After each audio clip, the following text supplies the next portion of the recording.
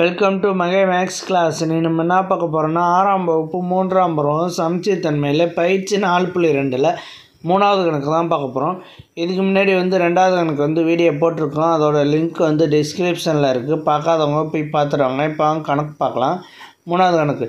பின்வரும் படங்களுக்கு சமச்சீர் கோடுகளின் எண்ணிக்கை மற்றும் சுழல் சமச்சீர் வரிசை ஆகியவற்றை காண்க. சமச்சீர் கோடுகளின் எண்ணிக்கையும் சுழல் சமச்சீர் வரிசையையும் கண்டுபிடிக்க சொல்லியிருக்காங்க. ஃபஸ்ட்டு கணக்கு பாருங்கள். இதில் சமச்சீர் கோடு வரையலாமா, வரைஞ்சோம்னா அது வரைய முடியுமா? ஃபஸ்ட்டு வரைய முடியாது. அப்போ இதில் சமச்சீர் கோடுகள் இல்லை. இதில் சமச்சீர் கோடுகள் இல்லை, ரெண்டுமே இல்லை. ஏன்னா சுழல் வரிசையும் கிடையாது, சமச்சீர் தன்மையும் கிடையாது. ஓகேவா?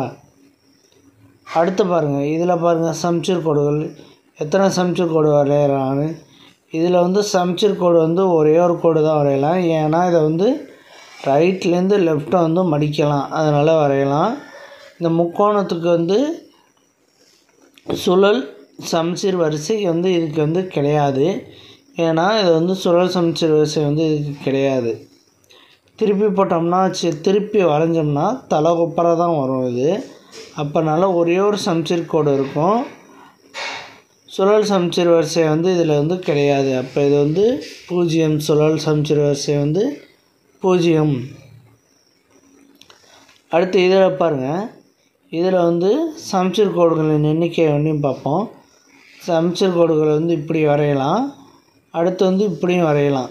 ஏன் இப்படி வரையலாம்னா ரைட்லேருந்து லெஃப்ட்டு முடுக்கலாம், மேலேருந்து கீழே முடுக்கிக்கலாம். அப்போ இதில் சமச்சீர் கோடுகள் எத்தனை இருக்குன்னா 2 இருக்குது.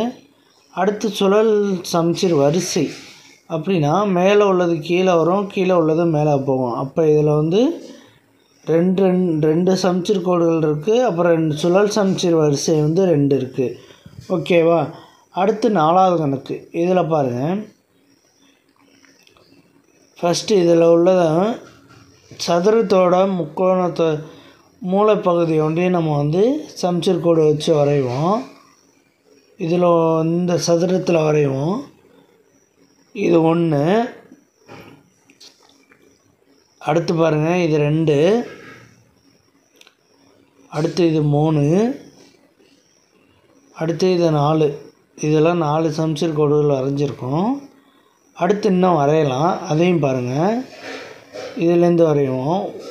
இது 1. அடுத்து பாருங்கள். இது 2. அடுத்து பாருங்கள். இது 3. அடுத்து பாருங்கள். இது 4. ஃபஸ்ட்டு 4 வரைஞ்சோம், இப்போ 4 வரைஞ்சோம். மொத்தம் எத்தனை வரிசை இருக்குது? இதில் எத்தனை சமச்சீர் கோடுகள் இருக்குன்னா 8 சமச்சீர் கோடுகள் இருக்குது.